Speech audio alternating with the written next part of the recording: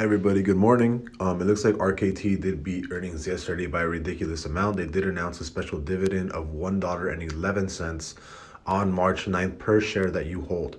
So I will be picking up around $2,900 on March 9th.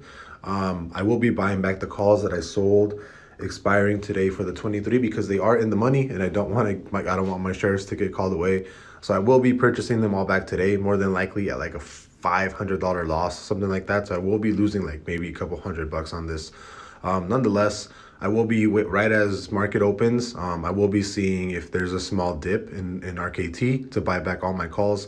But basically, I'm already up about $4,000 in this position. So there's no reason why I shouldn't just buy back the calls right now, take a small loss of like $500 and then ride the rest of it out, because I do think RKT is going to be basically running up until March 9th, which is the last date that you can actually purchase shares of RKT to get that special dividend of $1.11 per share that you own. I might actually even buy more shares of RKT before March 9th just to pick up. It's basically free money, right? It's basically free money on every position, on every share that you hold. So just letting you guys know, the killed earnings, March 9th, special dividend announced of $1.11. Currently, it's up about 20%, and it did touch $24 just right now that I was recording.